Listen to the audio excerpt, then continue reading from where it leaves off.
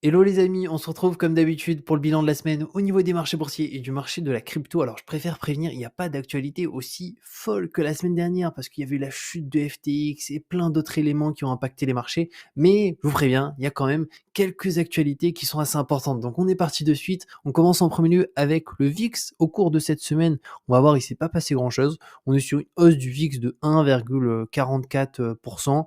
La tendance reste baissière, donc ça c'est une très bonne nouvelle, ça signifie qu'on a un petit peu moins d'incertitude sur les marchés. Après, on passe au S&P 500. Là, pour le coup, sur la semaine, moins 0,43%. Donc pareil, il ne s'est pas passé grand-chose sur le marché américain. Sur le CAC 40, le marché français, alors là, sur 5 jours, moins 0,56%, donc exactement la même que pour le marché américain. Il ne s'est pas passé grand-chose. Si on rentre un petit peu plus dans le spécifique sur le marché américain, qu'est-ce que ça donne au niveau des différentes entreprises? Alors là, on est sur une semaine, donc on peut voir que sur certaines GAFAM, typiquement Apple, on a eu une petite hausse, plus 2, Google, plus 4,71. On a certaines où ça a un petit peu diminué, Amazon, moins 84, Tesla, moins 3,96 et Microsoft, moins 0,54. Donc on peut le voir là, la map du S&P 500. Au final, il ne s'est pas passé énormément de choses. On a ici, on peut voir un petit peu le monde de l'énergie avec différentes entreprises qui, elles, se sont un petit peu mieux comportées que le reste, c'est-à-dire qu'elles sont quasiment tous dans le vert, mais sinon, pas trop d'éléments à ce niveau-là. Après, par contre, il y a des choses très très intéressantes. Alors j'ai découvert ça, je me suis dit, il faut que je le rajoute dans le bilan de la semaine. Aux États-Unis, le taux de crédit immobilier dépasse les 7%. Donc c'est un article qui a été publié par Meilleur Taux le vendredi 11 novembre. Et je pensais qu'ils avaient à peu près des taux similaires à nous qui sommes en France, mais en fait pas du tout. Ils ont des taux qui sont beaucoup beaucoup plus élevés. Donc nous les taux, c'est vrai qu'on est à 2,5 à 3% grand maximum. Et bah franchement, ça reste encore beaucoup plus accessible qu'aux États-Unis où là vraiment ça commence à coûter cher d'emprunter. Et c'était un point, je me suis dit allez, pourquoi pas le rajouter, c'est toujours intéressant de savoir un petit peu les taux dans les différents pays. Par contre, on a quelque chose en France, notamment à Paris, qui va avoir lieu en 2023 et pour le coup, qui impacte énormément le marché de l'immobilier. C'est principalement la taxe foncière qui va augmenter de plus de 50% en 2023 et du coup, c'est une augmentation qui est stratosphérique et du coup, pour tous les investisseurs, c'est quand même un gros problème, c'est quand tu as plusieurs biens. Alors moi, je suis pas du tout propriétaire, j'ai pas de bien ni rien, même si j'aimerais investir, mais je réfléchis parce qu'en fait, il y a plein de choses où je me dis: «Tiens, ça me pose problème, est-ce que je peux pas faire autre chose pour contrer le problème?» et j'essaye de trouver des solutions, mais pour l'instant, c'est pas assez clair dans ma tête pour que je me dise: «Allez, let's go Julien, on saute le pas, on investit». En plus, quand je vois ça, bon, c'est à Paris, hein, mais si ça s'étend à d'autres villes, moi je suis à Bordeaux, je me dis: «Purée, si à Bordeaux, ils augmentent la taxe foncière de 50%, déjà que c'est cher, ça va être hyper cher» et donc je me dis surtout quand tu as plusieurs biens, le truc, c'est que ça te déglingue ta rentabilité, quoi. C'est que tu t'es dit: «OK, je vais mettre tel loyer parce que, j'ai fait une étude du marché, le bien il est stylé et cetera» et là, on te dit: «Bon, la taxe foncière, l'année prochaine, c'est plus 50%». Tu es là: «Mais c'était pas prévu ça». Donc assez dingue, hein, cette taxe foncière qui augmente donc pour tous les investisseurs qui ont plein de biens à Paris, franchement, ça va clairement, vraiment abîmer la rentabilité, de chaque bien parce que c'est une augmentation qui est stratosphérique. Ensuite, on passe à une bonne nouvelle pour le coup ici. On a le cours euro-dollar, donc euro-USD. On peut voir que l'euro se maintient très très bien, hein. Il est sur une petite hausse, donc ça c'est vraiment quelque chose de plutôt cool. Après, on est au niveau actuellement de juillet, il me semble. Ouais, on est même au niveau de juin, quasiment, donc du 27 juin, début juillet. Donc ça fait 4 mois qu'on n'a pas eu l'euro à ce niveau-là. Donc franchement, c'est plutôt bien pour notre monnaie. Après, on peut voir, on a connu quand même une très très grosse descente, hein. Si on prend, imaginons, on va dire un peu l'ATH ici, le plus gros point haut qu'on a eu en repartant de ce point bas-là, on était à 1,21,9, donc quasiment 1,22.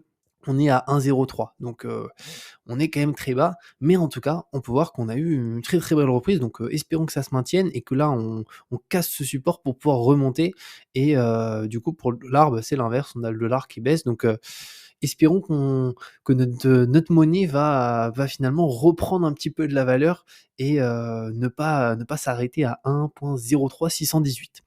Ensuite, on passe maintenant aux cryptos. Alors les cryptos, les amis, il y a quand même pas mal d'actualités. Premièrement, commençons par Coin360. Alors, qu'est-ce qui s'est passé au niveau de cette semaine? La semaine dernière, c'était vraiment le bordel, hein. Au niveau des cryptos, on avait eu pas mal de baisses, pas mal de chutes de -20%, -25%. Donc là, ça a repris un tout petit peu. Donc on est sur plus 5% pour le BTC, plus 9 pour l'Ethereum. On a aussi certains altcoins qui ont pas mal performé, mais bon, vu les baisses qui se sont pris la semaine dernière, c'est pas grand-chose. Notamment ici, on peut voir l'XRP, il est à plus 14. Ici, on a le LTC, donc je crois que c'est le Litecoin, où on est à plus 22, le Dogecoin plus 13, etc., etc. Mais dans la globalité, voilà, ça a pas chuté plus bas que ce que c'était la semaine dernière. Moi, je pensais qu'on allait peut-être vraiment toucher les 15 000. Au final, on les a pas touchés. Donc, on est sur un maintien du cours. Et d'ailleurs, ça m'intéresse d'avoir votre avis en commentaire. Est-ce que pour vous, vous pensez que le Bitcoin va potentiellement taper plus bas? Ou est-ce qu'au contraire, vous vous dites, non, là, si ça tient, bah, c'est que c'est globalement, on est déjà sur un point qui est assez bas. Franchement, moi, j'en ai aucune idée. C'est pour ça que j'essaie de regarder un petit peu tous les jours. Mais en tout cas, pour le moment, bah, visiblement, ça tient. Donc, on va voir ce que ça donne dans les jours et les semaines à venir. Et d'ailleurs, par rapport à ça, sur mon compte Binance, alors là, je suis dessus. J'ai encore mes ordres un petit peu plus bas que j'avais mis en place. Alors, il y en a un qui a été exécuté, qui était à 15 700. Donc, on avait une mèche qui avait tapé 15 700. Alors, ça devait être, ouais, ça devait être ici. On peut voir la mèche juste là. On a été à 15 700 quelque chose. Donc je pense que c'est celle-ci qui avait touché, qui m'a permis du coup de faire passer un ordre. Je crois qu'il y avait 300 et quelques euros. Et après, il y en a trois autres ici, un à 15 000, un à 14 000, un à 13 000. Donc là, on en est quand même un petit peu loin, mais on ne sait jamais, hein, ça peut aller très très vite. Surtout que là, si on regarde un petit peu ce que ça donne, là je suis sur un jour, donc chaque bougie c'est un jour. Donc on peut voir qu'il y avait deux bougies qui ont fait très très mal, c'est ici. Donc ça c'était le 11,08 et ici c'était le 11,09. L'inverse, pardon. Donc ici, non, c'était le 8,011 et ici le 9,011 où on a eu des journées noires et notamment liées à FTX. Et pour l'instant, on est vraiment sur une zone un peu de support où c'est un petit maintien.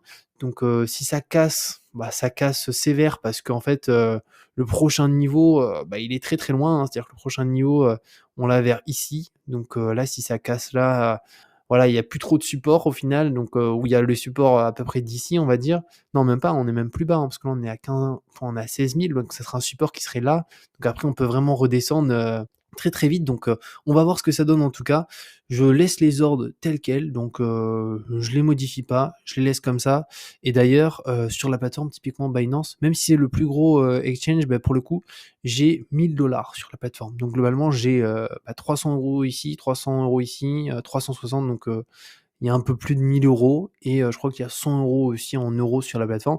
Et tout le reste, j'ai tout sorti, même sur Binance, parce que on ne sait jamais, parce que le risque, c'est d'avoir une infection en fait, hein, de la plateforme FTX sur toutes les autres plateformes, parce que bah, il y a des plateformes qui l'ont peut-être pas encore dit, mais qui étaient exposées à FTX, où il y avait peut-être des liens spécifiques, etc. Donc vaut mieux pas prendre de risques. J'ai juste laissé cet argent-là pour ces ordres-là, mais pas plus. Bon, après, si à Binance, il y a un souci, franchement, là, la crypto, je pense, le Bitcoin, il va descendre vraiment, vraiment, vraiment. Donc, voilà, en tout cas, par rapport à cette partie Binance. Ensuite, on passe aux actualités. On reste sur les actualités aussi, sur la partie FTX, parce qu'il y a des trucs de fou. Alors là, ici, je n'ai jamais vu un tel gâchis. Le nouveau patron de FTX fait des révélations. Alors du coup, en fait, FTX, il y a eu un nouveau CEO dès qu'ils ont déclaré la faillite. Donc je crois que c'est l'article 11, je sais plus c'est où qui dit ça. Alors non, le chapitre 11, ils appellent ça aux États-Unis des faillites. Et pour le coup, on a ce monsieur qui s'appelle John Ray, qui est le nouveau CEO de FTX, qui pour le coup a mis un petit message, alors je crois qu'il a fait un communiqué pour partager un petit peu qu'est-ce qu'il a vu, parce qu'il a analysé les comptes de l'entreprise, etc. Et c'est une catastrophe en fait.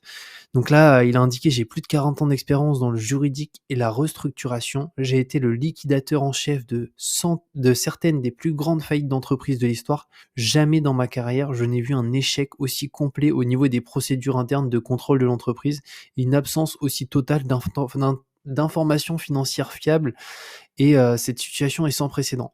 Et le pire, c'est ici, du coup, il parle des négligences de sécurité qu'il y avait sur la plateforme. en fait, c'est une catastrophe. C'est-à-dire qu'ils avaient accès à tout et globalement, le Sam Bankman-Fried ici, il avait accès à tout en fait et au fond, il pouvait tout faire en fait s'il le souhaitait. Donc ici, c'est indiqué: «Le groupe FTX n'a pas tenu de livre de compte approprié ou même respecté les règles les plus basiques en termes de sécurité. En ce qui concerne la gestion des actifs numériques, Sam Bankman-Fried et Intel, donc ça c'est une dame ici, détenaient à eux seuls l'accès aux actifs numériques des principales entreprises du groupe». Donc ils étaient 2 à détenir tous les actifs du groupe.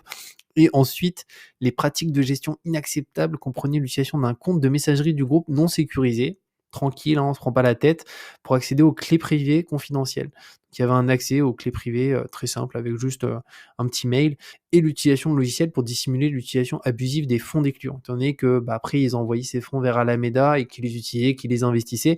Et donc c'est une catastrophe hein, ce qui s'est passé. Donc on est sur une histoire incroyable. Et d'ailleurs, par rapport à ça, on a du coup un grand gagnant, même des grands gagnants, et plus spécifiquement Ledger, Trésor. Et pour le coup, eux, c'est en train d'exploser au niveau des achats. Donc là, on est loin, loin de la faillite hein, pour Ledger, Trésor. Donc le désastre FTX fait exploser les ventes de hardware wallet. Et c'est plutôt une bonne nouvelle, hein. C'est-à-dire que tout le monde, commence à s'équiper et à se dire: «OK, c'est important que j'ai ma propre clé mes propres clés, que je ne laisse un minimum d'argent sur les plateformes pour éviter ce qui vient de se passer avec, FTX». Et donc du coup, on a les ventes qui explosent et d'ailleurs, je l'ai vu sur ma chaîne ici, c'est que j'ai fait une vidéo il y a quelques mois sur, la clé Ledger, sur comment l'utiliser, comment sécuriser ses cryptos, comment, transférer ses cryptos. Mince, ça avait coupé, mais du coup, je disais qu'il y a une vidéo sur Ledger que j'ai postée et je vois qu'en fait, il y a énormément de monde dessus. C'est que là, en 48 heures, il y a eu 348 vues. On peut voir ici, en fait, à partir du 8 novembre, donc globalement, la chute et la faillite de FTX, ça a fait que monter. Donc, c'est un sujet qui finalement, aujourd'hui, est très important pour la majorité des investisseurs, c'est de protéger un maximum ses fonds et ça se comprend. Donc, d'ailleurs, pour ceux que ça intéresse, je vous mettrai le lien en description de cette vidéo sur comment utiliser une ledger, comment protéger ses cryptos et comment recevoir des cryptos dessus, les envoyer de Binance à sa ledger, etc. Et ensuite, on finit par un petit dernier élément, c'est BlockFi. Donc pour le coup, c'est une plateforme centralisée comme FTX, alors beaucoup moins grosse que FTX, mais c'est quand même un gros échangeur.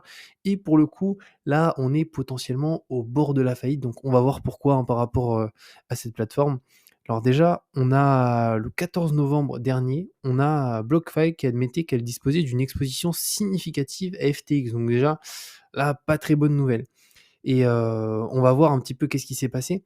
Alors en fait, pris dans la tempête, on a eu BlockFi qui avait suspendu ses retraits le 11 novembre. Donc déjà quand une plateforme elle suspend les retraits, c'est pas bon signe, mais de manière générale, même en cette période, quand il n'y a pas les retraits qui sont suspendus, faut pas être sur les plateformes, mais là c'est encore moins bon signe. Et ensuite, ce qui s'est passé, c'est que, ils auraient discuté avec, Binance, donc le conditionnel est de mise, donc encore une fois, c'est pas sûr, sur, une éventuelle aide financière et la plateforme, intéresserait d'ailleurs de nombreuses entreprises et Cure Finance. Et dans son communiqué du 14 novembre, BlockFi avait annoncé qu'il, a fait appel au service de Berkeley Research Group en tant que conseiller financier. Donc c'est une société qui est souvent engagée pour accompagner les entreprises dans les procédures de faillite. Donc là, ça sent encore moins bon signe. Donc pour le coup, BlockFi aussi, là, s'il y a des fonds, il faut absolument les sortir rapidement. Et pareil, hein, toutes les plateformes de lending, Nexo, même si j'adore Nexo, actuellement, c'est pas possible, hein, c'est trop risqué. Nexo, Swissborg, toutes les plateformes, il faut sortir les fonds et vraiment laisser juste l'argent qui va être investi, où il y a des ordres qui vont être exécutés potentiellement dans pas longtemps, mais des fonds où on se dit vraiment, ouais, si je les perds, c'est pas très grave, j'ai sécurisé la plus grosse partie, 95%, voire même plus. Et on finit en dernier point par un petit commentaire. Il y a 10 heures, donc ça m'a fait rire. Je pense que cette personne, elle a pas vu ce qui s'est passé par rapport à FTX. Commentaire, c'est bien FTX comme plateforme. Et ben je te dirais, Gérald, que c'est une plateforme qui est intéressante, mais c'est à tes risques et périls parce que actuellement, si tu veux investir dessus, je sais même pas si tu peux encore ouvrir un compte FTX. Enfin, tu peux peut-être le faire, mais disons que là, c'est vraiment que tu es quelqu'un qui est dans le don. Donc, tu peux donner à FTX, potentiellement pour les aider pour leur faillite, ou sinon, tu peux donner à une association. Franchement, je pense que ça sera mieux. Donc, si tu es dans le don FTX, ça peut être intéressant, mais je pense ouais, il y a plus intéressant pour le don que FTX. Donc voilà pour ce bilan de la semaine les amis, j'espère que ça vous a plu. Je vous mets comme d'habitude 2 autres vidéos juste ici sur la chaîne. Passez un très, très bon dimanche, un très bon week-end. Prenez soin de vous et ciao!